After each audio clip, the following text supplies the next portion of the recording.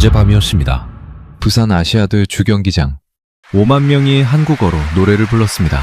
그런데 그 절반이 외국인이었죠. 파키스탄 어머니가 묵묵히 한국 드라마를 보며 옵니다. 브라질 청년이 기꺼이 한국어를 배우러 학원에 갑니다. 프랑스 여성이 어김없이 파리 약국에서 한국 선크림을 삽니다. 아무도 강요하지 않았습니다. 아무도 초대하지 않았죠. 그냥 노래 하나, 드라마 하나, 음식 하나, 그리고 어느 순간 세계가 당당히 한국에 빠져 있었습니다. 반도체로 세계 기술을 묵묵히 장악하더니 이제 문화로 세계의 마음까지 당당히 가져갔습니다. 파리 소르본 한국학연구소 앙드레 디바 교수가 단호하게 말했습니다. 한국은 소리 없이 올라왔습니다. 그래서 결코 아무도 막지 못했습니다. 그리고 어마무시하게 진화하고 있습니다. 지금부터 그 충격적인 기록을 공개합니다. 이 영상 끝까지 보시면 왜 세계가 한국에 빠져드는지 반드시 알게 되실 겁니다. 구독과 좋아요, 댓글에 대한민국 최고로 응원해주세요. 안녕하세요. 저는 다나카 유이입니다.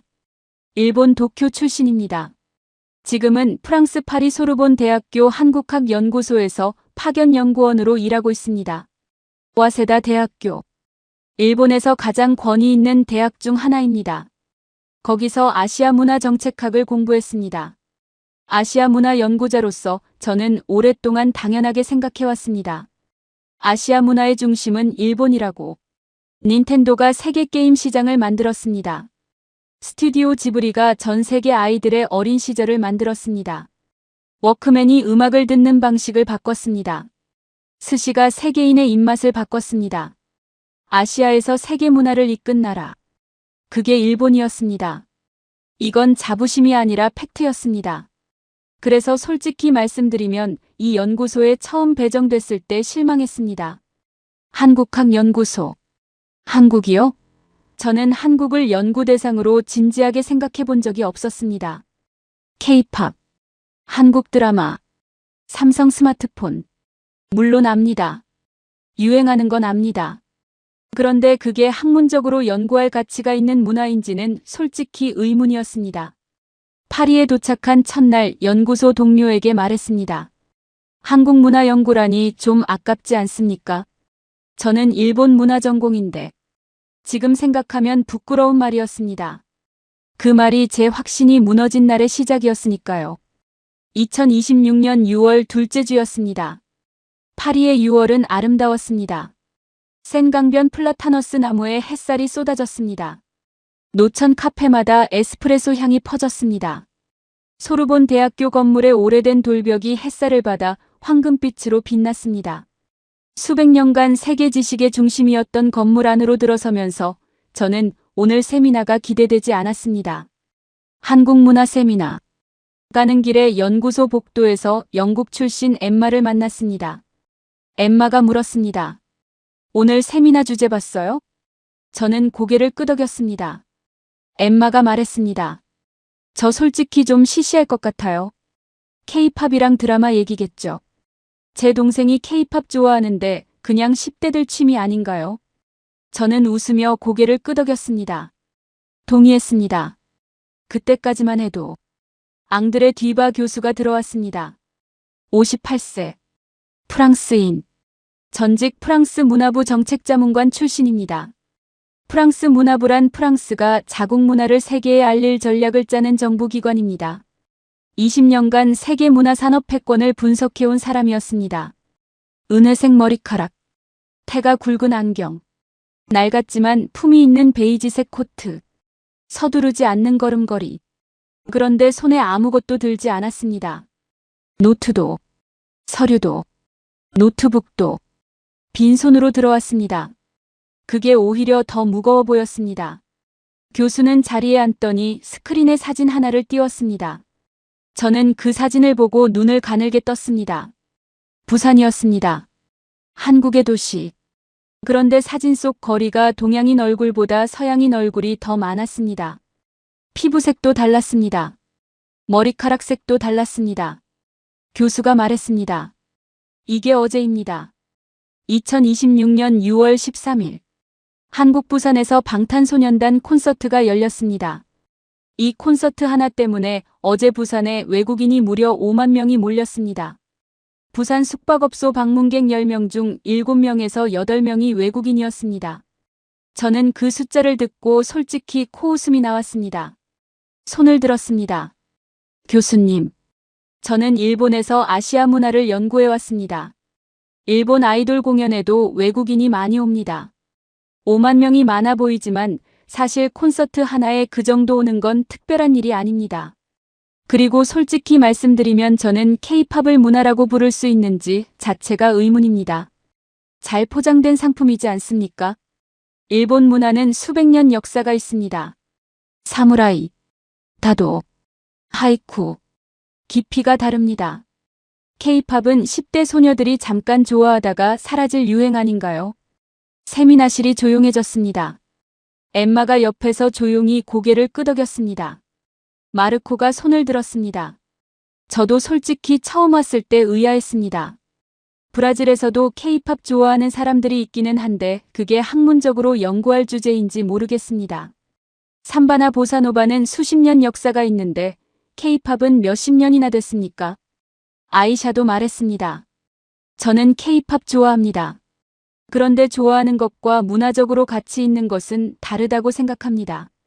패스트푸드도 맛있지만 문화는 아니지 않습니까? 4명이 한꺼번에 한국 문화의 깊이에 의문을 제기했습니다. 세미나실 분위기가 술렁였습니다. 교수는 그 소란을 조용히 바라봤습니다. 서두르지 않았습니다. 폭풍이 지나가기를 기다리는 사람처럼 소란이 가라앉자 천천히 말했습니다. 감사합니다. 솔직하게 말씀해 주셨습니다. 특히 다나카. 그리고 잠시 멈췄습니다. 방금 여러분이 하신 말들. 잘 포장된 상품. 10대 소녀들의 유행. 패스트푸드 문화. 역사가 짧다. 이 말들. 정확히 2002년에 일본 언론이 한국 드라마에 대해 했던 말들입니다. 그리고 2012년에 미국 언론이 강남 스타일에 대해 했던 말들입니다. 교수가 잠시 멈췄습니다. 그때 그렇게 말했던 사람들이 지금 어디 있는지 보겠습니다.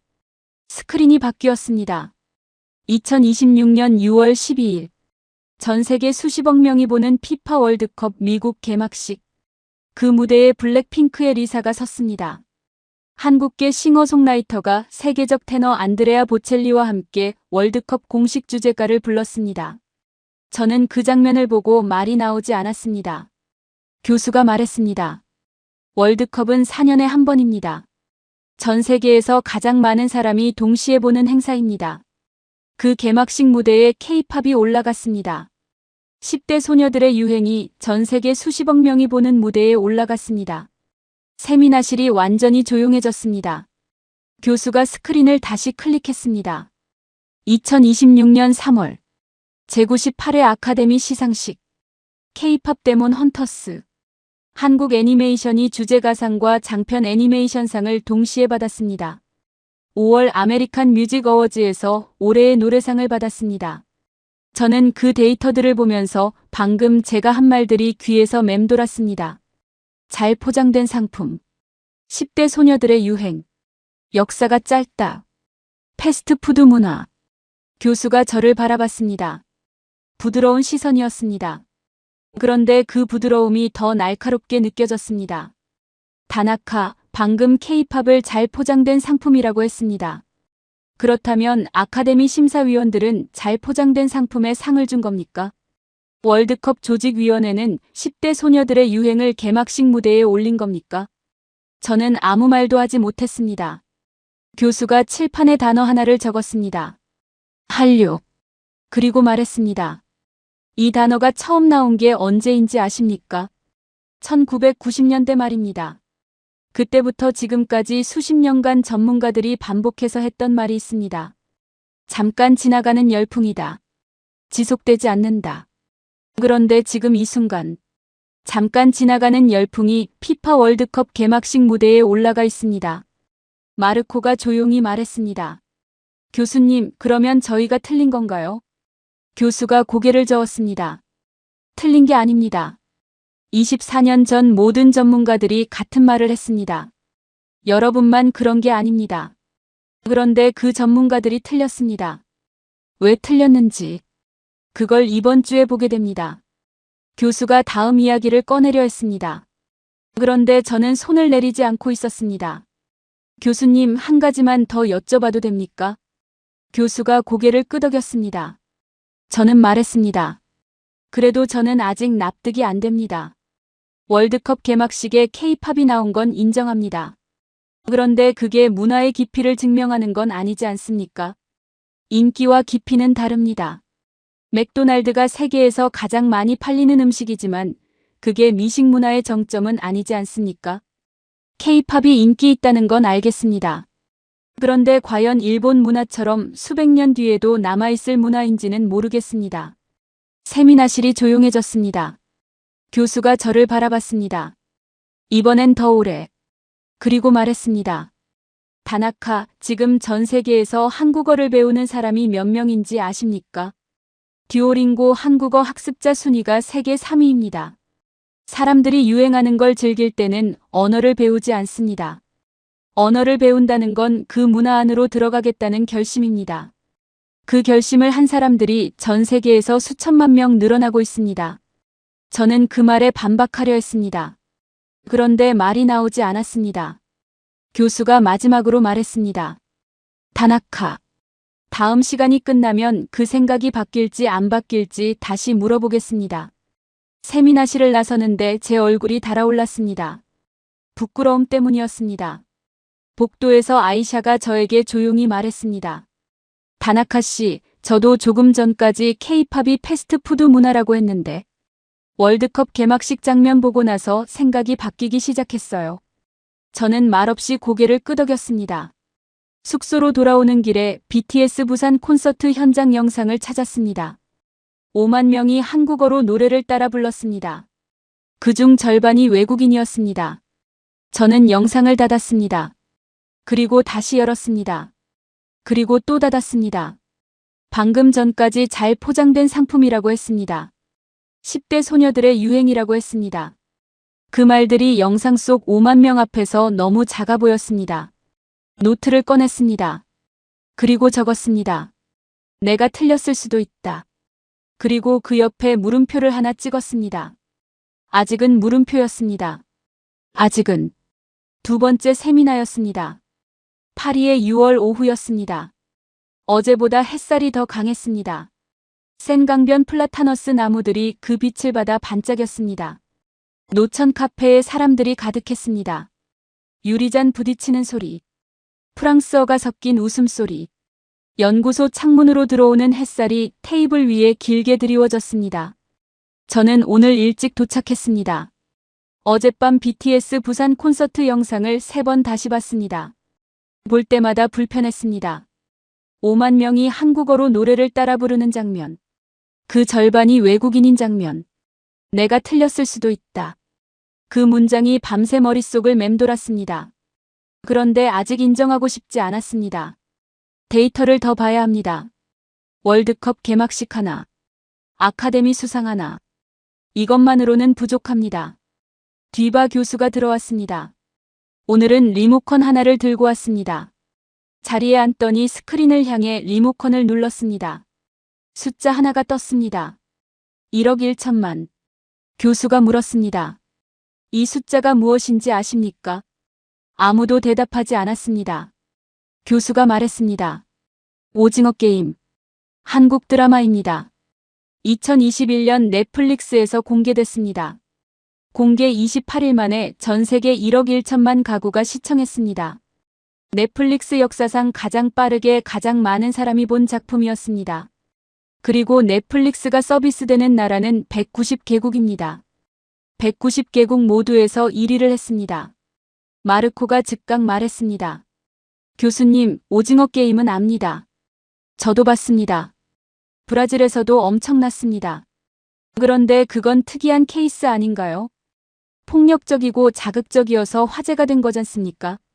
내용이 뛰어나서가 아니라 충격적이어서 본 거 아닌가요? 교수가 고개를 저었습니다. 마르코, 그렇다면 이 목록을 어떻게 설명하겠습니까? 교수가 리모컨을 눌렀습니다. 스크린에 목록이 나타났습니다. 기생충. 2019년 아카데미 시상식 작품상. 외국어 영화 최초. 오징어 게임. 2021년 에미상 감독상. 비영어권 최초. 더 글로리.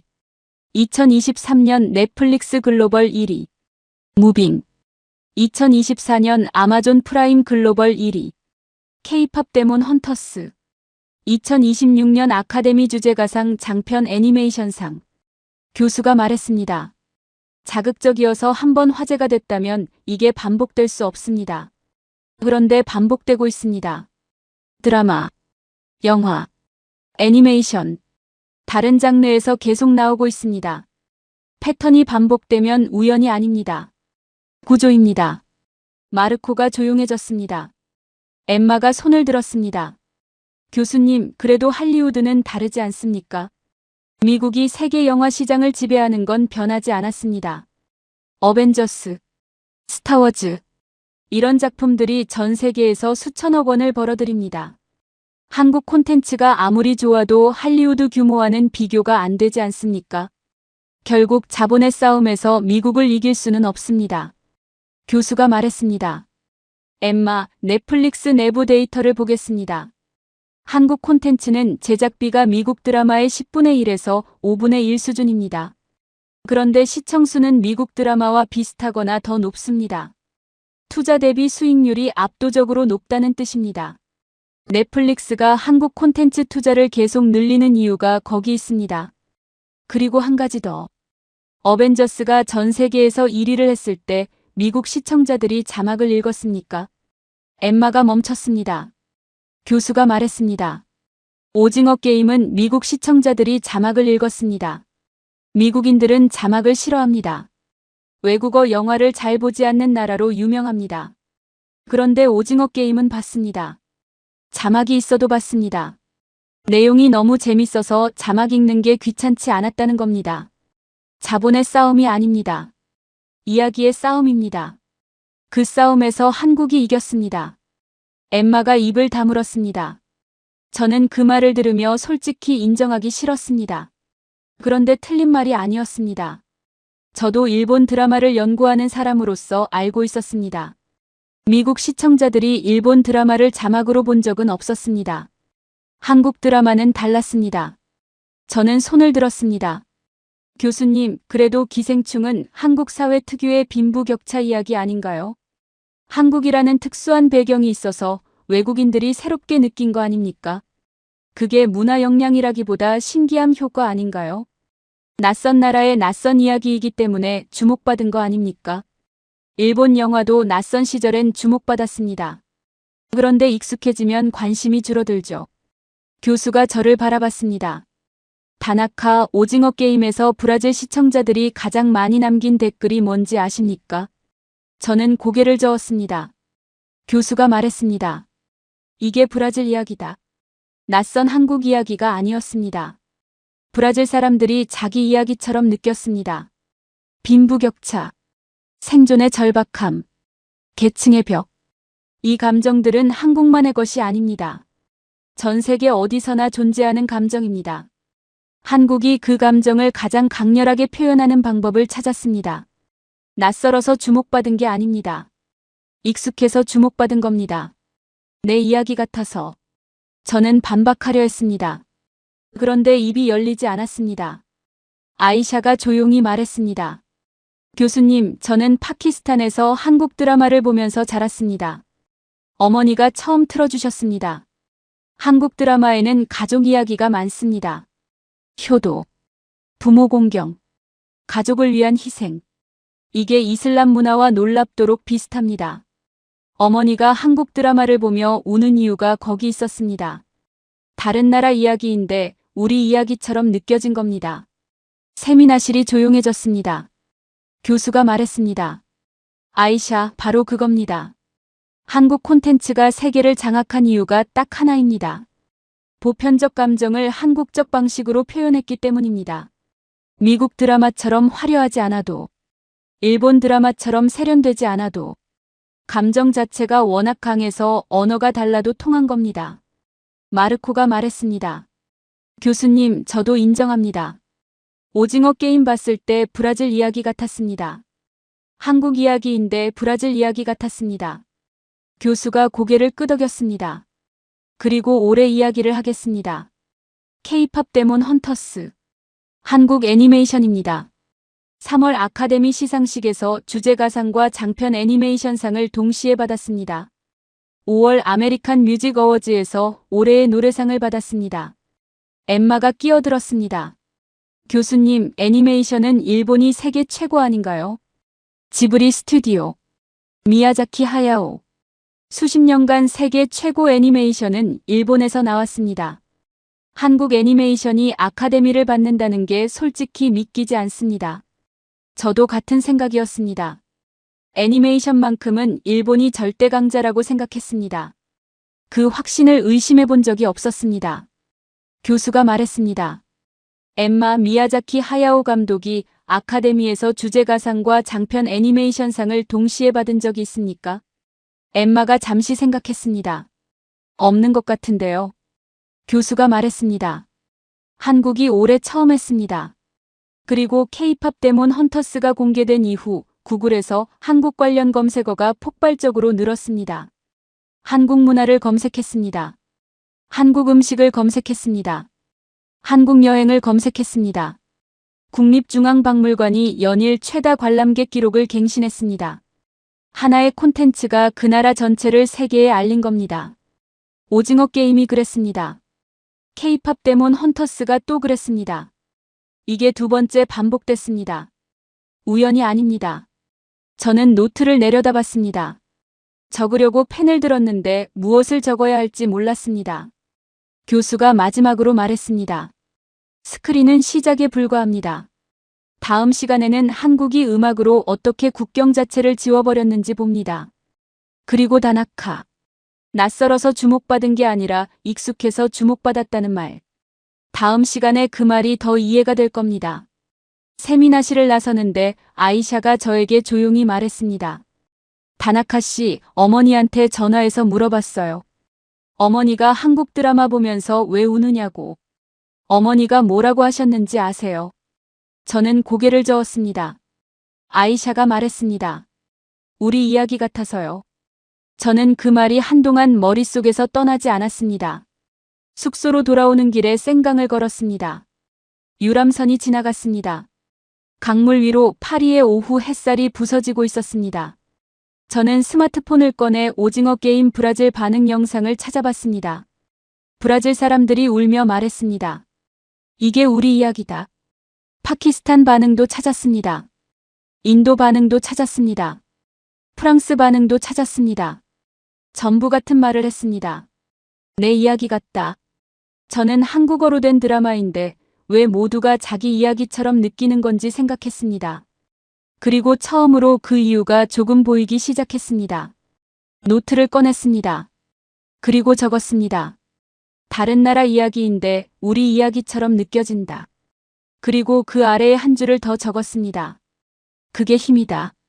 아직 인정하지 않았습니다. 그런데 부정하기도 어려워졌습니다. 세 번째 세미나였습니다. 파리의 6월 오전이었습니다. 오늘은 아침부터 하늘이 맑았습니다. 구름 한 점 없는 파란 하늘이 연구소 창문 너머로 펼쳐졌습니다. 생강에서 불어오는 바람이 플라타너스 잎을 흔들었습니다. 노천 카페에서 커피 향이 났습니다. 파리의 아침 중 가장 좋은 종류의 아침이었습니다. 저는 그 아름다움이 눈에 들어오지 않았습니다. 어젯밤 오징어 게임 첫 회를 봤습니다. 보려던 게 아니었습니다. 잠깐 확인만 하려고 틀었습니다. 그런데 2시간이 지나 있었습니다. 내 이야기 같아서. 그 말이 틀리지 않았습니다. 저는 그 사실이 불편했습니다. 뒤바 교수가 들어왔습니다. 오늘은 들어오자마자 스피커를 켰습니다. 음악이 흘러나왔습니다. 경쾌하고 강렬한 멜로디. 비트가 강했습니다. 한국어와 영어가 섞여 있었습니다. 30초 정도 틀었다가 껐습니다. 그리고 물었습니다. 이 노래 아는 분 있습니까? 마르코가 즉각 손을 들었습니다. 방탄소년단 아닌가요? 브라질에서도 엄청 유명합니다. 아이샤도 고개를 끄덕였습니다. 파키스탄에서도 압니다. 엠마도 말했습니다. 영국에서도 모르는 사람이 없습니다. 저는 손을 들지 않았습니다. 물론 알고 있었습니다. 그런데 손을 드는 게 인정하는 것 같아서 싫었습니다. 교수가 말했습니다. 방탄소년단이 부산 출신이라는 거 아십니까? 7명 멤버 중 일부가 부산에서 태어나고 자랐습니다. 그런데 이들이 데뷔하던 2013년. 아무도 이 그룹이 어떻게 될지 몰랐습니다. 큰 기획사가 아니었습니다. 자본이 충분하지 않았습니다. 연습실도 열악했습니다. 교수가 잠시 멈췄습니다. 그리고 말했습니다. 그 그룹이 어제 부산 아시아드 주경기장에서 월드 투어 첫 공연을 했습니다. 아리랑이라는 이름의 투어입니다. 아리랑이 무엇인지 아십니까? 한국의 전통 민요입니다. 수백 년 전부터 한국인들이 불러온 노래입니다. 그 이름을 월드 투어 타이틀로 썼습니다. 가난하고 억압받아온 민족의 노래. 그 이름을 달고 전 세계로 나갔습니다. 외국인 5만 명이 그 공연을 보러 부산에 왔습니다. 세미나실이 조용해졌습니다. 교수가 계속 말했습니다. 그런데 방탄소년단이 더 특별한 이유가 있습니다. 이들은 2년간 군대에 갔습니다. 한국은 남성에게 의무 군복무가 있습니다. 세계 최정상 아이돌도 예외가 없습니다. 그래서 2022년부터 순차적으로 입대했습니다. 팬들은 기다렸습니다. 전 세계 아미들이 기다렸습니다. 그리고 지난달 마지막 멤버가 전역했습니다. 완전체가 됐습니다. 어제 부산이 그 첫 공연이었습니다. 마르코가 조용히 말했습니다. 그러니까 어제 부산 공연이 2년을 기다린 팬들이 마침내 다시 만난 자리였군요. 교수가 고개를 끄덕였습니다. 외국인 5만 명이 그걸 보러 부산에 왔습니다. 한국어로, 한국 노래를, 한국 땅에서, 함께. 저는 그 말을 들으며 어젯밤 찾아봤던 부산 콘서트 현장 영상이 다시 떠올랐습니다. 5만 명이 한국어로 노래를 따라 부르는 장면. 외국인들이 눈물을 흘리는 장면. 그게 단순히 공연이 아니었습니다. 2년의 기다림 끝에 다시 만난 자리였습니다. 교수가 데이터를 꺼냈습니다. 2018년 방탄소년단 빌보드 핫100 1위 한국 가수 최초 2020년 빌보드 핫100 1위 4회 2022년 블랙핑크 유튜브 구독자 9천만 세계 최다 그룹 채널 2026년 피파 월드컵 미국 개막식 블랙핑크 리사 공식 무대 교수가 말했습니다. 2012년 강남스타일이 나왔을 때 전문가들이 일시적이라고 했습니다. 14년이 지났습니다. 더 커졌습니다. 더 강해졌습니다. 엠마가 손을 들었습니다. 교수님, K-팝은 결국 팝음악의 영향을 받은 장르 아닌가요? 미국 팝음악에서 나온 건데 그게 독자적인 문화라고 볼 수 있습니까? 영국과 미국이 만들어온 팝 문화의 파생물 아닌가요? 교수가 말했습니다. 엠마 록 음악은 미국과 영국이 아프리카 블루스에서 영향을 받아 만들었습니다. 영향을 받았다고 독자적이지 않다는 건 아닙니다. 한국은 팝을 받아들이고 거기에 한국만의 방식을 더했습니다. 엠마가 말했습니다. 한국만의 방식이요? 교수가 고개를 끄덕였습니다. 3가지입니다. 첫째는 퍼포먼스입니다. 수십 명이 한치의 오차도 없이 칼군무를 춥니다. 이 수준을 이 규모로 하는 그룹은 세계 어디에도 없습니다. 둘째는 팬덤 문화입니다. 팬이 단순히 음악을 듣는 사람이 아닙니다. 함께 성장하는 공동체입니다. 셋째는 글로벌 전략입니다. 처음부터 세계 시장을 목표로 음악을 만듭니다. 처음부터 영어가 섞이고 전 세계가 접근할 수 있는 구조입니다. 이 3가지를 동시에 가진 음악 산업이 한국에만 있습니다. 저는 손을 들었습니다. 교수님, 일본도 J-팝이 있습니다. 일본 아이돌 문화도 오랫동안 있었습니다. 그런데 왜 K-팝만큼 세계적으로 퍼지지 않았습니까? 실력이 부족해서가 아니지 않습니까? 다른 이유가 있을 겁니다. 교수가 저를 바라봤습니다. 다나카 정확히 짚었습니다. 2가지 차이가 있습니다. 첫째는 절박함이었습니다.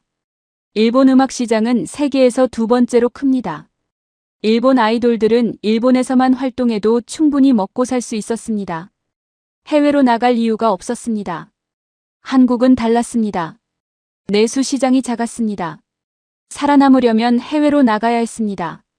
그 절박함이 처음부터 세계를 향한 전략을 만들었습니다. 둘째는 소셜미디어 전략이었습니다. K-팝 기획사들은 소셜미디어가 등장하자마자 적극적으로 활용했습니다. 아이돌이 직접 팬들과 소통합니다. 실시간 영상으로 팬들과 연결됩니다. 일본 아이돌 문화는 신비로움을 유지하는 전략을 썼습니다. 한국은 반대였습니다. 가깝게, 친근하게. 그 전략이 세계 팬덤을 만들었습니다. 저는 그 두 가지를 들으며 노트에 받아 적었습니다. 틀린 말이 하나도 없었습니다. 그래서 더 불편했습니다. 교수가 사우디아라비아 이야기를 꺼냈습니다. 2019년 방탄소년단이 사우디아라비아 리야드에서 공연했습니다. 사우디 젊은이들이 수만 명 모였습니다. 사우디 여성들이 공연장에서 응원봉을 들고 소리를 질렀습니다. 그게 사우디에서 처음 있는 장면이었습니다. 공연장에서 여성들이 그렇게 자유롭게 즐기는 장면이 K-팝이 문화장벽을 넘어버린 순간이었습니다. 아이샤가 조용히 말했습니다. 사우디 여성들이 응원봉을 들었다고요. 교수가 고개를 끄덕였습니다. 그리고 올해 그 사우디아라비아와 같은 문화권에서 온 팬들이 어제 부산에 있었습니다. 한국어로 아리랑 가사를 따라 불렀습니다. 세미나실이 한동안 조용했습니다. 교수가 마지막으로 말했습니다. K-팝은 음악이 아닙니다. 정확하게 말하면 음악에서 시작해서 국경을 지우는 힘이 됐습니다. 종교도 언어도 문화도 다른 사람들이 같은 노래 앞에 모입니다. 그 노래를 만든 나라가 한국입니다. 그리고 그 노래는 내일도 세계 어딘가에서 울려 퍼질 겁니다. 세미나실을 나서는데 마르코가 저에게 말했습니다. 다나카 씨, 솔직히 말하면 브라질에서 K-팝 좋아하는 사람들이 일본 음악보다 한국 음악을 훨씬 더 많이 듣습니다. 미안한 말이지만 사실입니다. 저는 고개를 끄덕였습니다. 화가 나지 않았습니다. 부럽다는 감정이었습니다. 숙소로 돌아오는 길에 이어폰을 꽂고 방탄소년단 노래를 찾아 들었습니다. 처음으로 제대로 들어봤습니다. 가사를 찾아봤습니다.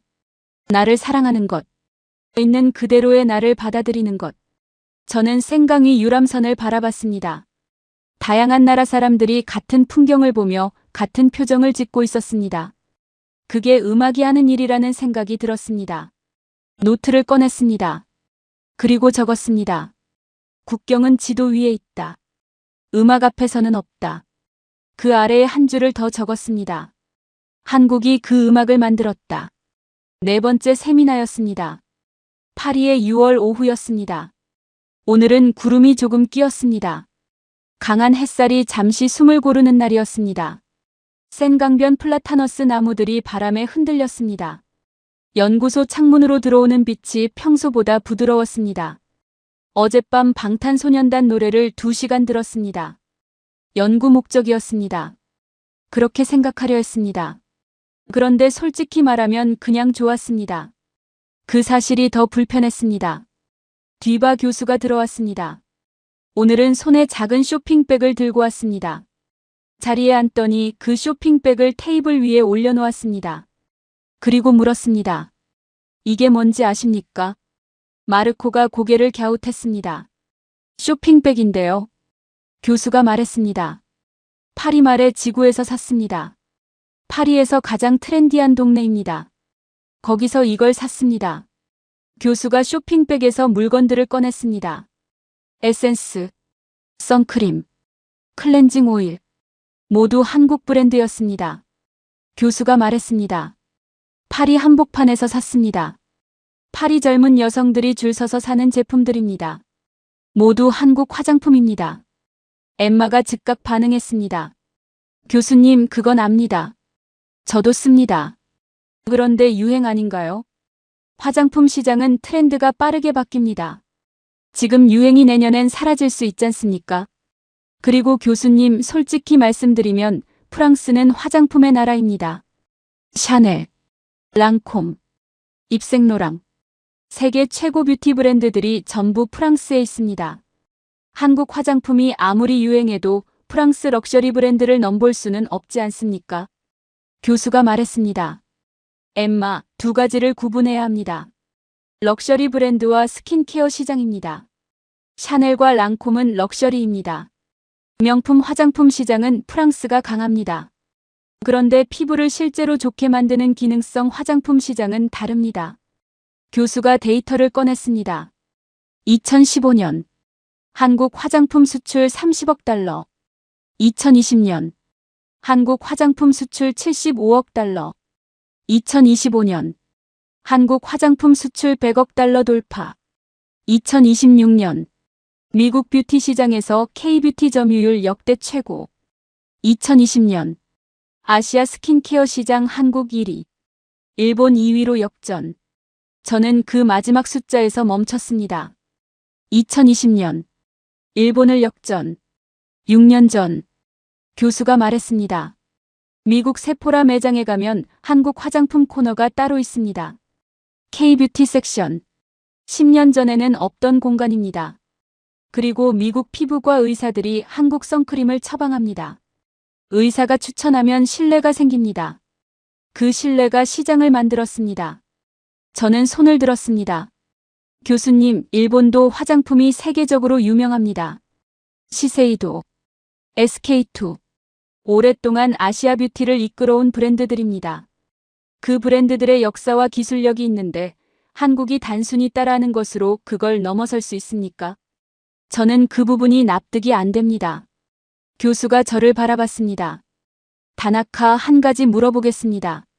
한국 드라마에서 여배우 피부를 보신 적 있습니까? 저는 잠시 멈췄습니다. 교수가 말했습니다. 40대 한국 배우가 20대 피부를 가지고 있습니다. 그게 화장이 아니라 관리의 결과라는 게 알려지면서 전 세계가 따라하기 시작했습니다. 유리 피부라는 표현이 있습니다. 유리처럼 투명하고 맑은 피부. 이 단어가 미국 뷰티 업계에서 표준 용어가 됐습니다. 한국어에서 온 개념입니다. 다나카, 일본 뷰티 업계에서 나온 단어가 전 세계 표준이 된 적이 있습니까? 저는 대답하지 못했습니다. 교수가 계속 말했습니다. 한국 선크림이 세계 최고로 평가받는 이유를 아십니까? 한국은 수십 년간 자외선 차단 기술 연구에 집중했습니다. 그 결과 세계에서 가장 가볍고 발림성이 좋고 차단 효과가 뛰어난 선크림을 만들었습니다. 그리고 그 기술력이 드라마 속 배우들의 피부로 전 세계에 증명됐습니다. 광고가 아니라 결과로 보여준 겁니다. 교수가 잠시 멈추더니 말했습니다. 다나카, 비유를 하나 들겠습니다. 명품 시계와 실용 시계가 있습니다. 명품 시계는 예쁩니다. 그런데 시간이 정확한 건 실용 시계입니다. 럭셔리를 원하면 명품 시계를 삽니다.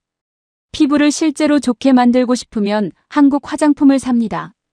프랑스는 명품 시계를 잘 만듭니다. 한국은 피부를 실제로 바꾸는 시계를 만들었습니다. 소비자들이 선택한 겁니다. 엠마의 얼굴이 굳었습니다. 더 반박하지 않았습니다. 아이샤가 말했습니다. 교수님, 파키스탄에서 한국 선크림이 엄청 인기입니다. 처음엔 비싸다고 했는데 지금은 다들 삽니다. 피부가 좋아진다는 입소문이 퍼졌습니다. 교수가 고개를 끄덕였습니다. K뷰티에 무서운 점이 있습니다. 한국 드라마를 보다가 배우 피부가 궁금해집니다. 그 배우가 쓰는 화장품이 궁금해집니다. 찾아봅니다. 삽니다. 씁니다. 좋습니다. 친구에게 알립니다. 이 사이클이 전 세계에서 동시에 돌아가고 있습니다. 콘텐츠가 화장품을 팔고 화장품이 콘텐츠를 홍보합니다. 서로가 서로를 키워주는 구조입니다. 마르코가 감탄한 듯 말했습니다. 교수님, 그러면 한국은 드라마로 화장품을 공짜로 광고하는 건가요? 돈 들여서 광고 안 해도 드라마가 화장품을 팔아준다는 말씀이신가요? 교수가 고개를 끄덕였습니다. 한국 드라마의 협찬으로 등장한 화장품이 다음날 완판되는 일이 반복됩니다. 광고비를 쓴 게 아닙니다.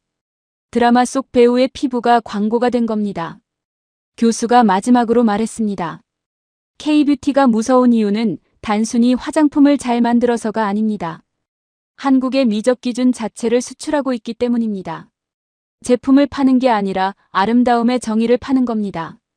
그 나라의 미적 기준이 세계 기준이 되는 순간 그 나라는 문화 선도국이 됩니다. 세미나실을 나서는데 엠마가 저에게 조용히 말했습니다. 다나카 씨, 저 사실 한국 화장품 꽤 오래 썼어요. 오늘 교수님 설명 듣고 나니까 한국이 저를 이미 장악하고 있었던 거네요. 저는 웃으며 고개를 끄덕였습니다. 숙소로 돌아오는 길이었습니다. 파리 약국 앞을 지나는데 쇼윈도에 한국 화장품 광고가 붙어 있었습니다. 파리 한복판 약국에. 저는 그 앞에서 멈췄습니다. 가방을 열었습니다. 제 가방 안 화장품들을 꺼내봤습니다. 선크림, 한국산, 에센스, 한국산, 립밤, 한국산. 언제부터 이랬는지 기억도 나지 않았습니다. 도쿄에서부터였습니다. 어느 순간 자연스럽게 바뀌어 있었습니다. 노트를 꺼냈습니다. 그리고 적었습니다. 이미 장악당하고 있었는데 몰랐다. 그리고 그 아래 한 줄을 더 적었습니다. 얼굴을 바꾼 나라. 기준을 바꾼 나라. 5번째 세미나였습니다. 파리의 6월 오전이었습니다. 오늘은 바람이 불었습니다. 생강변 플라타너스 잎들이 부드럽게 흔들렸습니다. 연구소 창문 너머로 소르본 대학교 중정이 보였습니다. 학생들이 잔디밭에 앉아 책을 읽고 있었습니다. 저는 어제 제 가방 속 화장품들을 꺼내놓고 한참 바라봤습니다. 전부 한국산이었습니다. 언제부터 이랬는지 기억도 나지 않았습니다. 이미 장악당하고 있었는데 몰랐다. 그 문장이 아침에도 머릿속에 있었습니다.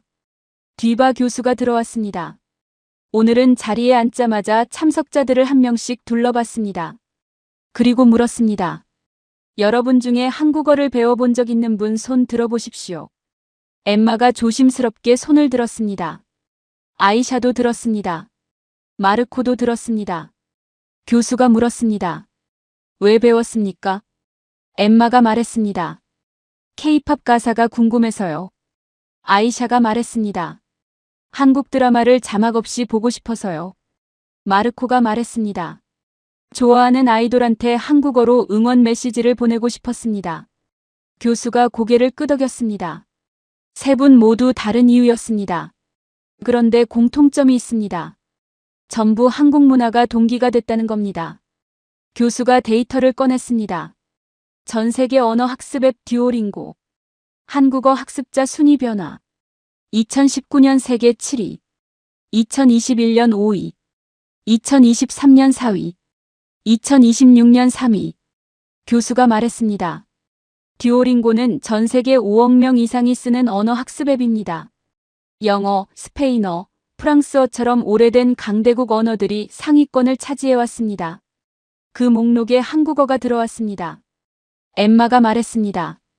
교수님, 한국어가 특별히 배우기 쉬운 언어인가요? 어렵다고 알고 있는데요. 교수가 말했습니다. 한국어가 특별히 쉬운 언어는 아닙니다. 문법 구조가 영어와 많이 다릅니다. 그런데 한글은 다릅니다. 1443년 세종대왕이 설계한 문자입니다. 백성들이 쉽게 읽고 쓸 수 있도록 처음부터 과학적으로 만들었습니다. 하루에서 이틀이면 기본 문자를 읽을 수 있습니다. 교수가 잠시 멈추더니 말했습니다. 다나카, 한 가지 물어보겠습니다. 달리기를 배우는 사람이 있습니다. 첫날 100m를 뛸 수 있으면 계속하고 싶습니다. 첫날 10m도 못 뛰면 포기합니다.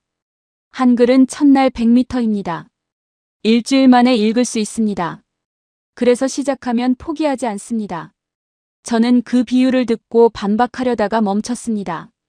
일본어를 외국인에게 가르쳐 본 경험이 있었습니다. 첫 수업에서 히라가나 46자를 보여주면 절반이 다음 수업에 나타나지 않았습니다. 그게 일본어의 현실이었습니다. 교수가 말했습니다. 그리고 언어를 배운다는 건 단순히 말을 배우는 게 아닙니다. 그 나라의 사고방식을 배우는 겁니다. 한국어를 배운 사람은 한국 문화 안으로 더 깊이 들어갑니다. 그 사람은 이제 한국 문화의 소비자가 아닙니다. 일부가 된 겁니다. 아이샤가 말했습니다. 교수님, 저 한국어 배우면서 한국 문화를 더 많이 이해하게 됐습니다. 드라마에서 어른에게 존댓말 쓰는 장면이 있습니다. 처음엔 그냥 넘겼는데 한국어를 배우고 나니까 그게 얼마나 세밀한 예의 표현인지 알게 됐습니다. 그리고 그게 파키스탄 문화와 비슷하다는 걸 알게 됐습니다. 교수가 고개를 끄덕였습니다. 아이샤, 그게 언어가 하는 가장 중요한 일입니다. 다리를 만드는 겁니다. 교수가 다음 데이터를 꺼냈습니다.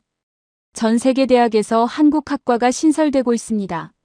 미국, 영국, 프랑스, 독일, 브라질, 호주, 중동, 아프리카까지. 이 연구소가 있는 소르본 대학교도 마찬가지입니다. 왜 생겼는지 아십니까? 교수가 잠시 멈췄습니다. 수요가 있기 때문입니다. 한국어를 배우고 싶어하는 학생들이 늘어나기 때문입니다. 대학은 수요가 없는 학과를 만들지 않습니다. 마르코가 말했습니다. 교수님, 제 브라질 사촌 동생이 한국어를 배우더니 한국에 교환학생으로 갔습니다. 돌아와서는 집에서 한국 음식을 해먹고 친구들한테 한국을 엄청 홍보합니다. 사촌 동생 하나가 주변 10명에게 한국을 알린 겁니다. 교수가 고개를 끄덕였습니다. 마르코, 그게 마케팅 이론에서 가장 강력한 형태입니다. 광고가 아닙니다. 사람이 사람에게 전하는 겁니다. 한국은 돈을 들여서 광고하지 않았습니다. 문화가 사람들을 팬으로 만들었고 그 팬들이 세계 곳곳에서 한국을 홍보하고 있습니다. 아이샤가 말했습니다. 교수님, 한국어에 정이라는 단어가 있습니다. 제가 가장 좋아하는 한국어 단어입니다. 영어로 번역이 안 됩니다. 사람과 사람 사이에 쌓이는 따뜻한 감정인데 단순한 사랑도 아니고 단순한 우정도 아닙니다. 이 단어를 알게 됐을 때 한국 드라마가 왜 그렇게 감동적인지 이해가 됐습니다. 세미나실이 조용해졌습니다. 교수가 말했습니다. 아이샤, 그 이야기가 오늘 세미나의 핵심입니다. 번역이 안 된다는 건 그 나라만이 가진 감정이라는 뜻입니다. 그리고 그 감정이 번역이 안 됨에도 불구하고 전 세계 사람들이 드라마를 통해 느꼈습니다. 말로 설명할 수 없지만 느낄 수 있는 감정. 그게 한국 문화의 가장 깊은 곳에 있는 겁니다. 교수가 마지막으로 말했습니다. 유행은 언어를 배우게 만들지 않습니다. 깊이 빠져든 문화만이 언어를 배우게 만듭니다. 한국어를 배우는 사람들이 늘어난다는 건 한국 문화에 깊이 빠진 사람들이 늘어난다는 뜻입니다. 그게 한국 문화가 유행으로 끝나지 않는 가장 강력한 증거입니다.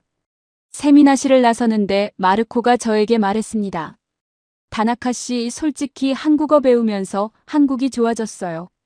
언어를 배우면 그 나라가 가까워지는 것 같습니다. 숙소로 돌아오는 길에 멈췄습니다. 스마트폰을 꺼내 듀오링고 앱을 열었습니다. 일본어 순위를 찾았습니다. 한국어보다 낮았습니다. 저는 스마트폰을 가방에 넣었습니다. 생강이 보이는 벤치에 앉았습니다. 강물이 흘렀습니다. 정이라는 단어가 생각났습니다. 번역이 안 되는 단어. 그런데 느낄 수 있는 감정. 노트를 꺼냈습니다. 그리고 적었습니다. 번역이 안 된다는 건 그 나라만이 가진 감정이라는 뜻이다. 잠시 멈췄다가 한 줄을 더 적었습니다. 그 감정이 세계를 움직이고 있다. 6번째 세미나였습니다. 파리의 6월 오후였습니다. 오늘은 바람이 없었습니다. 생강이 거울처럼 잔잔했습니다. 햇살이 강물 위에서 반짝였습니다. 연구소 창문으로 들어오는 빛이 테이블 위에 고요하게 쏟아졌습니다. 조용하고 평화로운 오후였습니다. 저는 오늘 세미나 전에 점심을 먹었습니다. 연구소 근처 골목에 새로 생긴 식당이었습니다. 파리 골목에 새로 생긴 식당. 그런데 간판이 한국어였습니다. 들어가 봤습니다. 파리 사람들이 가득 차 있었습니다. 한국인은 저밖에 없었습니다. 테이블마다 뚝배기가 올라왔습니다. 김치찌개였습니다. 파리지앵들이 뚝배기 앞에 앉아서 빨간 국물을 떠먹고 있었습니다. 그 장면이 낯설었습니다. 그리고 낯선 게 더 낯설었습니다. 언제부터 이게 낯설지 않은 일이 됐는지. 뒤바 교수가 들어왔습니다. 오늘은 손에 종이봉투를 들고 왔습니다. 쇼핑백처럼 작은 봉투였습니다. 자리에 앉더니 그 봉투를 테이블 위에 올려놓았습니다. 그리고 물었습니다. 냄새 맡아보십시오. 마르코가 고개를 앞으로 내밀었습니다. 그리고 눈이 커졌습니다. 이거 라면 아닌가요? 교수가 고개를 끄덕였습니다. 한국 라면입니다. 불닭볶음면입니다. 아이샤가 즉각 반응했습니다. 저 압니다. 파키스탄에서도 엄청 유명합니다. 엠마도 말했습니다. 영국에서도요. 틱톡에서 불닭 챌린지가 엄청 유행했습니다. 마르코가 말했습니다. 브라질에서도요. 너무 매워서 먹다가 우는 영상들이 유튜브에 엄청 많습니다. 교수가 고개를 끄덕였습니다. 바로 그겁니다. 오늘은 한국 음식 이야기를 하겠습니다. 그런데 단순히 음식이 맛있다는 이야기가 아닙니다. 한국 음식이 어떻게 세계 시장을 장악했는지 그 전략을 보겠습니다. 교수가 데이터를 꺼냈습니다. 스크린에 숫자가 나타났습니다. 2015년 한국 식품 수출 61억 달러, 2020년 한국 식품 수출 75억 달러, 2025년 한국 식품 수출 115억 달러, 역대 최대. 2026년 라면 수출만 단독으로 10억 달러 돌파. 처음 교수가 말했습니다. 라면 수출이 10억 달러입니다. 우리 돈으로 약 1조 4천억 원입니다. 라면 하나가 1조 4천억 원어치 팔렸습니다.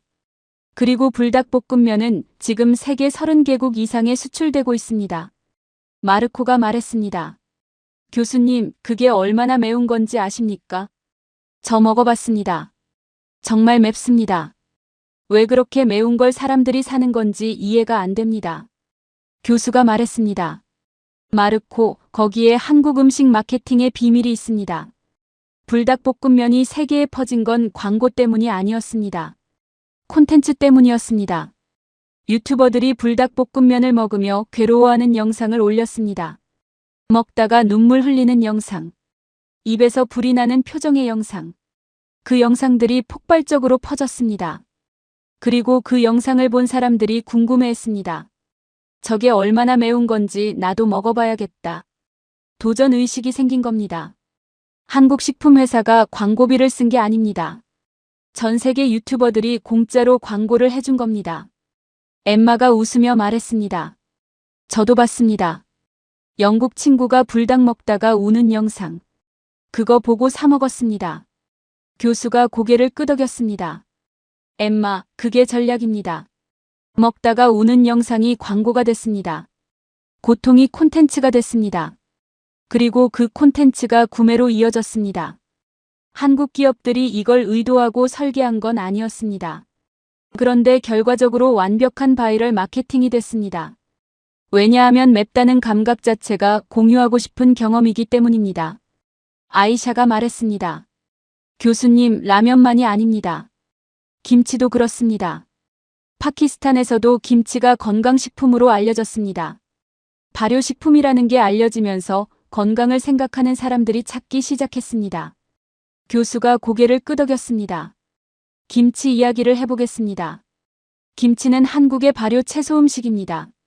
배추, 무, 오이 같은 채소를 소금에 절이고 고춧가루, 마늘, 생강 등을 섞어 발효시킨 음식입니다. 발효 과정에서 유산균이 생깁니다. 유산균은 장 건강에 좋다는 게 과학적으로 증명됐습니다.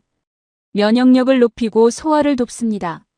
그래서 건강 전문가들이 주목하기 시작했습니다.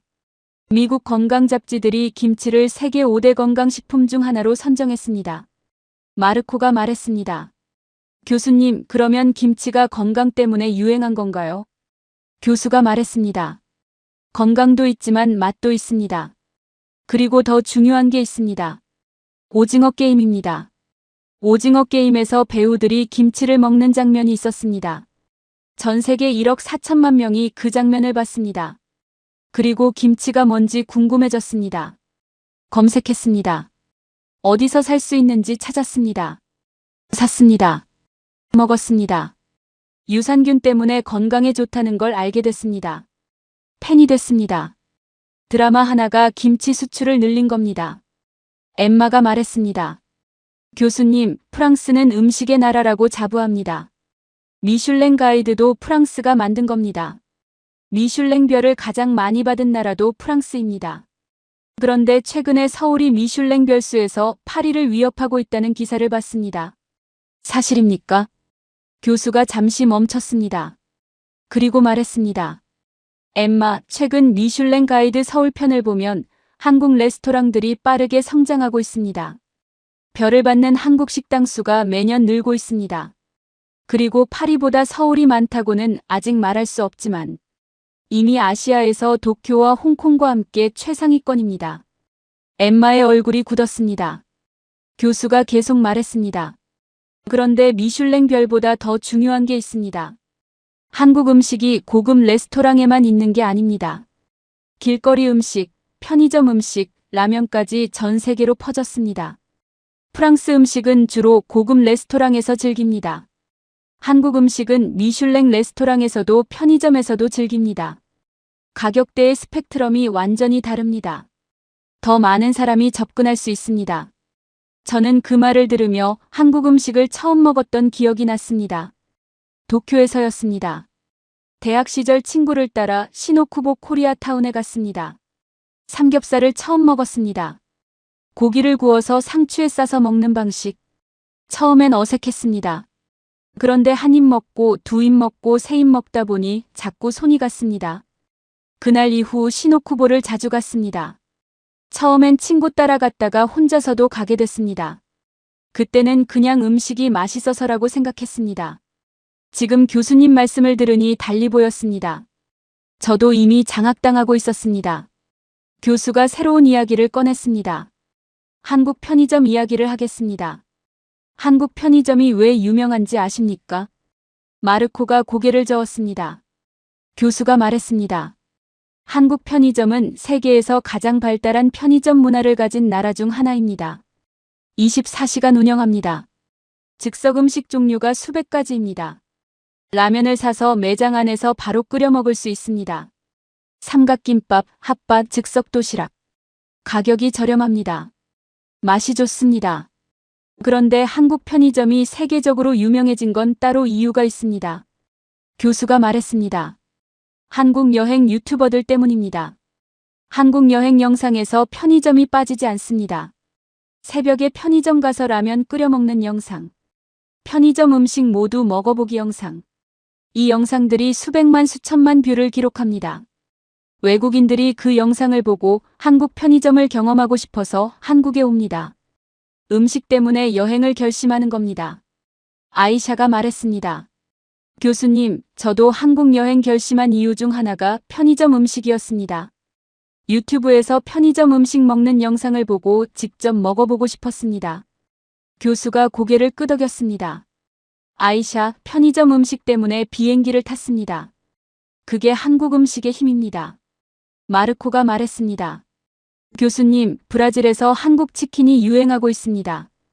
양념 치킨이라고 부릅니다. 브라질 사람들이 엄청 좋아합니다. 프라이드 치킨은 미국 음식인데 양념 치킨은 한국 음식입니다. 처음엔 달랐는데 이제는 브라질에서도 한국 치킨집이 생겼습니다. 교수가 말했습니다.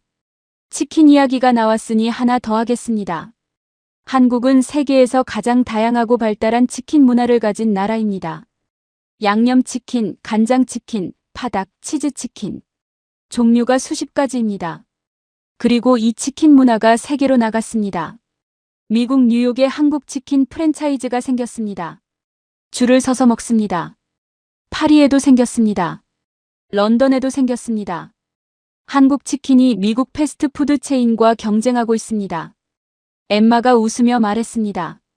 교수님, 런던에서 한국 치킨 먹었습니다. 솔직히 미국 치킨보다 맛있었습니다. 인정합니다. 세미나실에 웃음이 번졌습니다. 교수가 말했습니다. 엠마가 인정했습니다. 위장이 인정하면 머리가 따라갑니다. 그게 음식의 힘입니다. 음식은 가장 직접적입니다. 언어가 달라도 맛있으면 압니다. 문화가 달라도 맛있으면 압니다. 그래서 음식으로 마음을 얻은 나라는 그 다음이 쉬워집니다. 음식을 좋아하면 그 나라 문화가 궁금해집니다. 문화가 궁금하면 그 나라에 가고 싶어집니다. 저는 그 말을 들으며 오늘 점심을 생각했습니다. 파리골목 한국 식당. 파리지앵들이 뚝배기 앞에 앉아 김치찌개를 먹던 장면. 그 장면이 낯설었다고 했는데 사실은 낯설지 않았습니다. 이미 익숙한 풍경이 됐기 때문에 낯선 게 낯설었던 겁니다. 교수가 마지막으로 말했습니다. 한국은 위장을 장악했습니다. 위장을 장악한 나라는 쉽게 잊히지 않습니다. 먹는 행위는 매일 반복됩니다. 매일 한국 음식을 먹는 사람은 매일 한국을 떠올립니다. 그리고 그 기억이 쌓이면 그 나라와 연결됩니다. 반도체로 기술을 장악하고, 드라마로 감정을 장악하고, 음악으로 귀를 장악하고, 화장품으로 피부를 장악하고, 언어로 생각을 장악하고, 이제 음식으로 위장까지 장악했습니다. 어느 방향에서 들어와도 한국이 있습니다. 그리고 교수가 테이블 위 불닭볶음면 봉투를 들어 올렸습니다. 이 작은 봉투 하나가 그 이야기를 하고 있습니다. 세미나실이 조용해졌습니다. 저는 그 봉투를 바라봤습니다. 빨간 봉투. 한국어가 적혀 있었습니다. 파리연구소 세미나실 테이블 위에 올라와 있는 한국 라면. 아무도 초대하지 않았습니다. 아무도 허락하지 않았습니다. 그런데 어느 순간 이 자리에 와 있었습니다. 세미나실을 나서는데 마르코가 말했습니다. 다나카 씨, 저 오늘 세미나 끝나고 한국 식당 가려고요. 같이 가실래요? 저는 잠시 망설였습니다. 그리고 고개를 끄덕였습니다. 우리는 연구소 근처 한국 식당에 들어갔습니다. 파리지앵들이 가득했습니다. 메뉴판을 받았습니다. 삼겹살, 김치찌개, 비빔밥, 떡볶이. 마르코가 물었습니다. 뭐가 맛있어요? 저는 메뉴판을 바라봤습니다. 그리고 대답했습니다. 전부요. 음식이 나왔습니다. 마르코가 삼겹살을 상추에 싸서 한 입에 넣었습니다. 눈이 커졌습니다. 그리고 엄지를 들었습니다. 저는 그 장면을 보며 처음으로 소리내어 웃었습니다. 숙소로 돌아오는 길이었습니다. 배가 불렀습니다. 한국 음식으로 노트를 꺼냈습니다. 그리고 적었습니다. 위장을 장악한 나라는 쉽게 잊히지 않는다. 그리고 그 아래에 한 줄을 더 적었습니다. 오늘 파리에서 삼겹살을 먹었다. 파리지앵들과 함께 7번째 세미나였습니다. 파리의 6월 오후였습니다. 오늘은 구름이 걷히고 햇살이 강하게 돌아왔습니다. 생강 위로 빛이 쏟아졌습니다. 유람선이 지나갔습니다. 노천 카페마다 사람들이 가득했습니다. 파리의 여름이 절정에 달한 날이었습니다. 저는 오늘 기분이 묘했습니다. 어젯밤 마르코와 한국 식당에서 삼겹살을 먹었습니다. 파리지앵들과 함께 돌아오는 길에 생각했습니다. 일주일 전만 해도 이게 낯선 장면이었는데 지금은 당연한 것처럼 느껴집니다. 언제부터 이게 당연해졌을까? 그 경계를 넘은 순간을 몰랐습니다. 뒤바 교수가 들어왔습니다. 오늘은 들어오자마자 칠판에 숫자 하나를 적었습니다. 143조. 그리고 말했습니다. 이 숫자가 무엇인지 아십니까? 아무도 대답하지 않았습니다. 교수가 말했습니다. 2025년 한국 콘텐츠 산업이 만들어낸 경제 효과입니다. 우리 돈으로 143조 원. 달러로 약 1천억 달러입니다. 드라마, 음악, 영화, 게임, 웹툰. 이것들이 만들어낸 돈입니다. 마르코가 말했습니다. 교수님, 그 숫자가 얼마나 큰 건지 감이 잘 안 옵니다. 교수가 말했습니다. 한국 반도체 수출액의 절반이 넘습니다. 이야기를 팔아서 반도체 수출의 절반을 벌었다는 뜻입니다. 그리고 이 숫자는 매년 커지고 있습니다. 교수가 K-팝 이야기를 시작했습니다.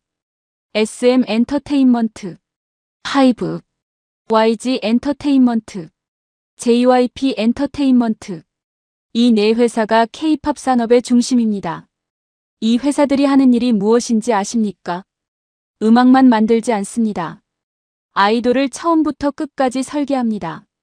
세계관을 만듭니다. 팬덤을 관리합니다. 굿즈를 만듭니다. 이 모든 과정이 하나의 거대한 콘텐츠 제조 시스템입니다. 엠마가 말했습니다. 교수님, 세계관이요? 아이돌에게 세계관이 있습니까? 교수가 고개를 끄덕였습니다. 단순히 노래를 파는 게 아닙니다. 이야기를 팝니다. 방탄소년단은 청춘과 성장이라는 세계관을 가지고 있습니다. 앨범마다 그 이야기가 이어집니다. 팬들이 그 이야기를 해석하고 분석합니다. 그 과정 자체가 콘텐츠가 됩니다. 팬들이 직접 콘텐츠를 만들어냅니다. 마르코가 말했습니다. 제 브라질 친구 중에 방탄소년단 세계관을 분석하는 유튜브 채널을 운영하는 애가 있습니다. 구독자가 50만 명입니다. 한국어도 모르는데 방탄소년단 이야기로 유튜버가 됐습니다. 교수가 말했습니다. 한국 기업이 만든 콘텐츠가 브라질에서 유튜버를 만들어냈습니다. 그 유튜버가 또 다른 팬들을 만들어냅니다. 전 세계 팬들이 스스로 한국 문화를 퍼뜨리고 있습니다. 돈 한 푼 들이지 않고 전 세계에 홍보군단이 생긴 겁니다. 저는 손을 들었습니다. 교수님, 그런데 일본도 이런 시스템이 있었습니다. 아이돌 그룹을 만들고 팬덤을 관리합니다. 덕질 문화도 일본이 원조 아닌가요?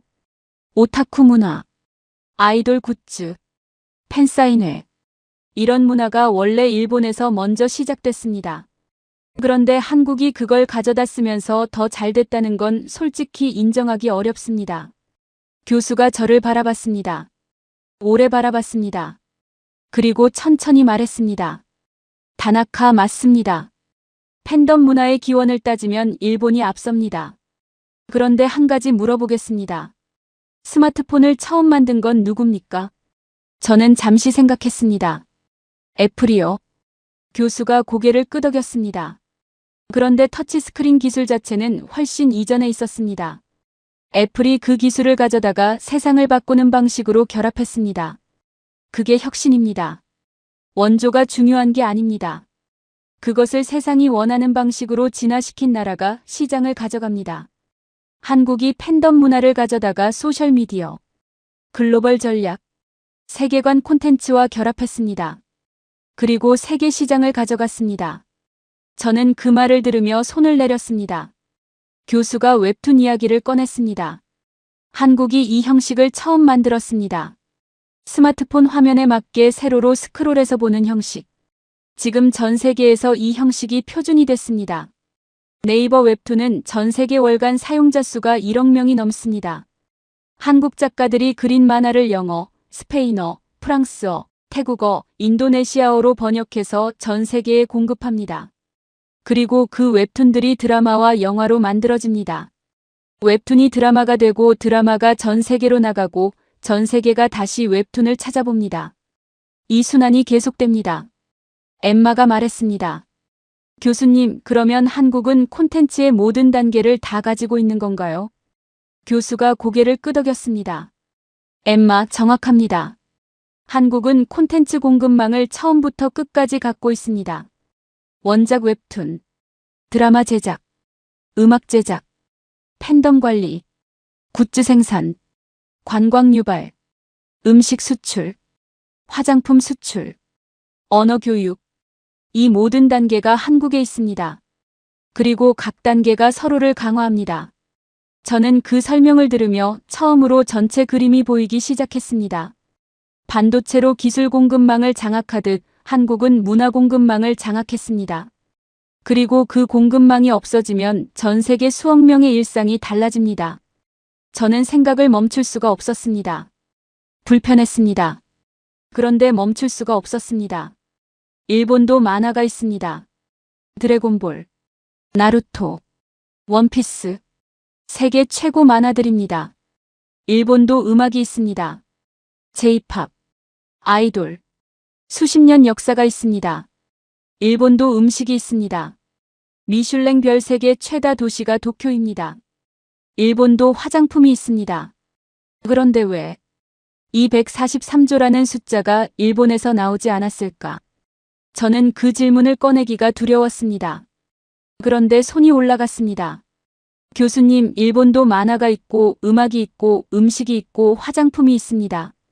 그런데 한국처럼 이 규모의 경제 효과를 만들어내지 못했습니다. 이유가 무엇입니까? 저는 그 답이 두렵습니다. 그런데 알아야 할 것 같습니다. 세미나실이 조용해졌습니다. 마르코가 저를 바라봤습니다. 아이샤도 바라봤습니다. 엠마도. 교수가 저를 오래 바라봤습니다. 그리고 말했습니다. 다나카, 그 질문이 이번 주 가장 용기 있는 말입니다. 교수가 칠판에 짧은 문장을 적었습니다. 절박함이 전략이 됐다. 일본은 가진 게 많았습니다. 시장도 크고 자원도 있고 역사도 깊었습니다. 안에 머물러도 살아남을 수 있었습니다. 그래서 안에 머물렀습니다. 한국은 달랐습니다. 자원이 없었습니다. 전쟁을 겪었습니다. 가난을 겪었습니다. 내수 시장이 작았습니다. 살아남으려면 반드시 밖으로 나가야 했습니다. 그 절박함이 처음부터 세계를 향한 전략을 만들었습니다. K-팝도, 드라마도, 음식도, 화장품도 처음부터 세계 시장을 목표로 했습니다. 저는 그 말을 들으며 한동안 아무 말도 하지 않았습니다. 가진 게 많아서 안에 머물렀다. 가진 게 없어서 밖으로 나갔다. 그 차이가 지금의 차이를 만들었다. 그게 정답이었습니다. 틀린 말이 없었습니다. 그래서 더 불편했습니다. 교수가 마지막으로 말했습니다. 내일 마지막 세미나가 있습니다. 그리고 다나카. 마지막 시간에는 자네에게 직접 물어볼 것이 있습니다. 세미나실을 나서는데 아이샤가 저에게 조용히 말했습니다. 다나카 씨. 오늘 용기 있는 질문이었어요. 저는 고개를 끄덕였습니다. 숙소로 돌아오는 길이었습니다. 생강을 걸었습니다. 강물이 흘렀습니다. 일본은 가진 게 많았습니다. 그래서 안에 머물렀습니다. 한국은 가진 게 없었습니다. 그래서 밖으로 나갔습니다. 그리고 지금 세계가 한국 문화를 소비하고 있습니다. 노트를 꺼냈습니다. 그리고 적었습니다. 가진 게 많은 것이 약점이 될 수 있다. 잠시 멈췄다가 한 줄을 더 적었습니다. 절박함이 전략이 됐다. 그리고 마지막 줄을 적었습니다. 한국은 어떻게 그걸 해냈을까? 마지막 세미나였습니다. 파리의 6월 저녁이었습니다. 오늘은 오후부터 햇살이 기울기 시작했습니다. 뜨거웠던 낮이 지나고 노을이 들어오는 시간이었습니다. 생강 위로 주황빛이 번졌습니다. 유람선 위 관광객들이 그 빛을 사진에 담았습니다. 연구소 창문으로 들어오는 빛이 테이블 위를 주황빛으로 물들였습니다. 일주일 내내 뜨거웠던 파리의 여름이 오늘 저녁만큼은 부드러웠습니다. 그런데 세미나실 안은 달랐습니다. 아무도 먼저 말하지 않았습니다. 마르코는 노트를 테이블 위에 올려놓고 두 손을 모았습니다. 아이샤는 창밖 노을을 바라봤습니다. 엠마는 눈을 감고 있었습니다. 무언가를 정리하는 사람들의 표정이었습니다. 저는 어젯밤 거의 뜬 눈으로 보냈습니다. 한국은 어떻게 그걸 해냈을까? 어젯밤 노트에 적었던 마지막 질문이 아침에도 머릿속에 있었습니다. 이야기를 가진 나라는 많습니다. 그런데 그 이야기를 세계가 공감하게 만든 나라는 하나였습니다. 왜 한국이었을까? 그 질문의 답을 찾으려 했습니다. 찾으면 찾을수록 더 깊어졌습니다. 뒤바 교수가 들어왔습니다. 오늘은 칠판에 아무것도 적지 않았습니다. 자리에 앉았습니다. 그리고 천천히 우리를 둘러봤습니다. 한동안 아무 말도 하지 않았습니다. 연구소 창문으로 주황빛 노을이 흘러들어왔습니다. 그리고 저를 바라봤습니다. 다나카. 지난 시간에 질문을 했죠. 한국은 어떻게 그걸 해냈을까? 그 전에 내가 먼저 자네에게 묻겠습니다. 아시아 문화의 중심이 일본이라고 생각해왔죠. 지금도 그렇게 생각합니까? 강의실이 완전히 조용해졌습니다. 모든 시선이 저에게 쏠렸습니다. 저는 잠시 아무 말도 하지 않았습니다. 일주일 전이라면 즉각 대답했을 겁니다. 당연히 그렇습니다. 일본 문화는 수십 년의 역사가 있습니다. 닌텐도, 지브리, 스시, 사무라이, 세계가 인정하는 문화입니다. 한국은 아직 역사가 짧습니다. 지속되지 않을 수 있습니다. 그런데 지금은 그 말이 나오지 않았습니다. 일주일 동안 본 것들이 머릿속에서 한꺼번에 밀려왔습니다. BTS 부산 콘서트에 몰린 외국인 5만 명. 1억 4천만 가구가 본 오징어 게임. 아카데미를 받은 한국 애니메이션. 피파 월드컵 개막식 K-팝 무대. 파리 한복판에서 팔리는 한국 화장품. 파키스탄 어머니가 한국 드라마를 보며 우는 장면. 브라질 친구가 한국 분식집을 찾는 장면. 전 세계 3위가 된 한국어 학습자 수. 143조 원의 한국 콘텐츠 산업. 저는 천천히 말했습니다. 지금은 확신하지 못합니다. 세미나실이 조용했습니다. 저는 계속 말했습니다. 일본이 위대하다는 건 변하지 않습니다. 그런데 일주일 전 제가 틀린 게 있습니다. 한국을 과소평가했습니다. 아시아 문화의 중심이 일본이라고 생각했는데 그건 10년 전 이야기였습니다. 지금은 다릅니다. 적어도 세계 시장에서는 한국이 이미 올라와 있었습니다. 제가 못 보고 있었습니다. 교수가 고개를 끄덕였습니다. 다나카, 그게 이번 주 가장 솔직한 말입니다. 교수는 칠판에 나라 이름 셋을 적었습니다. 프랑스, 일본, 미국. 이 세 나라의 공통점이 무엇인지 아십니까? 아무도 대답하지 않았습니다. 교수가 말했습니다.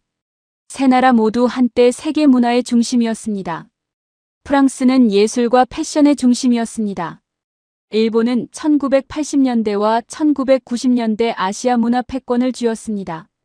미국은 할리우드와 팝음악으로 전 세계를 장악했습니다. 그런데 세 나라 모두 공통점이 하나 더 있습니다. 교수가 잠시 멈췄습니다. 한국이 그 자리에 들어오는 걸 예상하지 못했습니다. 세미나실이 조용해졌습니다. 교수가 말했습니다. 왜 예상하지 못했는지 아십니까? 한국이 소리 없이 올라왔기 때문입니다. 시끄럽게 올라오는 나라는 금방 눈에 띕니다. 견제도 빠릅니다. 소리 없이 올라오는 나라는 다릅니다. 눈치채지 못하는 사이에 이미 없어서는 안 되는 자리를 차지해버립니다. 한국은 후자였습니다. 그래서 프랑스도 일본도 미국도 방심했습니다. 그리고 눈치챘을 때는 이미 늦었습니다. 엠마가 조용히 말했습니다. 교수님, 솔직히 말씀드리면 영국에서도 그랬습니다. 한국 문화가 이렇게 들어올 줄 몰랐습니다. 어느 순간 주변을 보니 친구들이 케이팝을 듣고 있었고, 한국 드라마를 보고 있었고, 한국 화장품을 쓰고 있었습니다. 언제부터였는지 기억도 나지 않았습니다. 교수가 고개를 끄덕였습니다. 엠마, 그게 바로 한국이 60년간 노린 겁니다. 눈치채지 못하게, 소리 없이. 그런데 어느 순간 없어서는 안 되는 자리에 마르코가 말했습니다. 교수님, 그런데 한국이 이렇게 될 수 있었던 이유가 뭔가요? 브라질도 이야기가 많고 음악이 있고 음식이 있습니다. 삼바도 있고 보사노바도 있고 슈아스코도 있습니다. 그런데 한국만큼 세계로 나가지 못했습니다. 차이가 무엇입니까? 교수가 마르코를 바라봤습니다.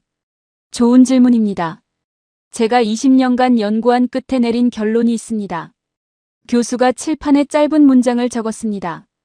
절박함이 전략이 됐다. 그리고 말했습니다. 한국은 가진 게 없었습니다.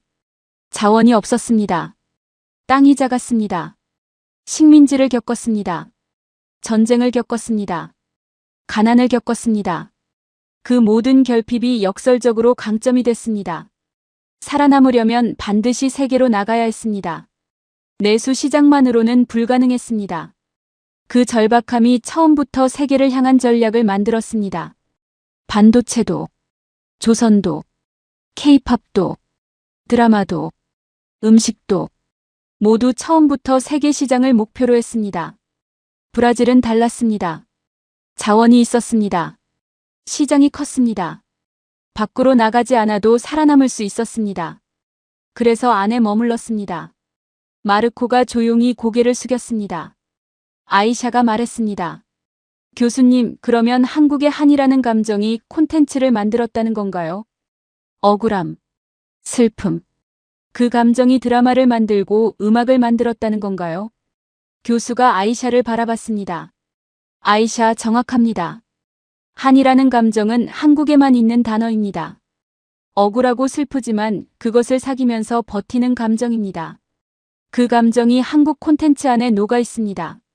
오징어 게임의 절박함, 방탄소년단의 청춘의 아픔, 기생충의 계층 갈등, 모두 한에서 나왔습니다. 그리고 전 세계가 그 감정에 공감했습니다. 왜냐하면 한이라는 감정은 한국만의 것이 아니기 때문입니다. 억울함, 슬픔, 버팀. 이건 인류 공통의 감정입니다. 한국이 그 감정을 가장 강렬하게 표현하는 법을 찾았습니다. 저는 그 말을 듣는 순간 뭔가 가슴을 치는 게 있었습니다. 한이라는 감정. 저는 일본인으로서 그 단어를 알고 있었습니다. 연구자로서 배웠습니다. 그런데 오늘 처음으로 그 단어가 실감됐습니다. 일주일간 본 모든 한국 콘텐츠 안에 그 감정이 있었습니다. 그 감정이 전 세계 사람들의 마음을 건드렸습니다. 파키스탄 어머니도, 브라질 청년도, 프랑스 젊은이도, 영국 친구들도 모두 그 감정에 공감했습니다. 그리고 일본 콘텐츠에는 그 감정이 약했습니다. 일본은 오랫동안 강했습니다. 그래서 결핍이 없었습니다. 절박함이 없었습니다. 한이 없었습니다. 저는 그 생각이 불편했습니다. 그런데 틀린 것 같지 않았습니다. 교수가 말했습니다. 마지막으로 한 가지만 말하겠습니다. 한국의 가장 무서운 점이 무엇인지 아십니까? 멈추지 않는다는 겁니다. 교수가 스크린을 켰습니다. 2026년 지금 이 순간의 데이터들이 나타났습니다. BTS 월드 투어 아리랑, 병역 후 첫 투어, 전 세계 매진, K-팝 데몬 헌터스, 아카데미 주제가상, 넷플릭스 시즌 2 제작 확정, 삼성 바이오로직스 역대 최대 수주, 5조 5,193억 원, 반도체 수출 202% 급증, 하나오션 캐나다 잠수함 수주전 최종 2파전, 누리호 5차 발사 예정, K스타 인공태양 300초 도전 진행 중. 교수가 말했습니다. 문화산업만이 아닙니다. 반도체, 조선, 방산, 바이오, 우주, 핵융합, 동시에 진행되고 있습니다. 어느 한 분야가 아닙니다. 모든 분야에서 동시에 올라가고 있습니다. 문화로 세계의 감성을 장악하면서 기술로 세계의 산업을 장악하고 있습니다. 이 두 가지를 동시에 가진 나라. 지구상에 단 하나입니다. 세미나실이 완전히 조용해졌습니다. 교수가 나지막하게 말했습니다. 어마무시하게 진화하는 나라입니다. 그 말이 세미나실 안에 오래 머물렀습니다. 엠마가 처음으로 솔직하게 말했습니다. 처음에 한국 문화 세미나라고 해서 솔직히 가볍게 생각했습니다. K-팝이나 드라마 얘기겠거니. 그런데 지금은 다르게 생각합니다. 한국이 문화로 세계를 장악하는 과정을 보면서 이게 전략이었다는 걸 알겠습니다. 그리고 그 전략이 이미 성공했습니다. 마르코가 말했습니다. 브라질이 왜 이렇게 되지 못했는지 이번 주에 처음으로 이해했습니다. 우리는 안에 머물렀습니다. 한국은 밖으로 나갔습니다. 그 차이가 지금의 차이를 만들었습니다. 아이샤가 말했습니다. 저는 한국의 정이라는 단어가 계속 생각납니다. 사람과 사람 사이에 쌓이는 따뜻한 감정. 한국은 그 감정으로 전 세계 사람들과 정을 쌓았습니다. 그리고 한번 쌓인 정은 끊기 어렵습니다. 그게 한국 문화가 유행으로 끝나지 않는 이유인 것 같습니다. 교수가 마지막으로 말했습니다. 한국을 이해하고 싶다면 결과만 보지 마십시오. 과정을 보십시오. 왜 이 나라가 이렇게 됐는지, 무엇이 이 나라를 움직였는지, 거기에 답이 있습니다. 그리고 한 가지만 기억하십시오. 한국은 멈추지 않습니다. 따라잡힐 때가 되면 이미 다음 단계에 가 있습니다. 그게 이 나라가 어마무시하게 진화하는 이유입니다. 세미나실을 나섰습니다. 파리의 저녁 노을이 소르본 대학교 건물을 붉게 물들이고 있었습니다. 오래된 돌벽이 그 빛을 받아 황금빛으로 빛났습니다. 수백 년 된 건물, 수백 년 된 도시.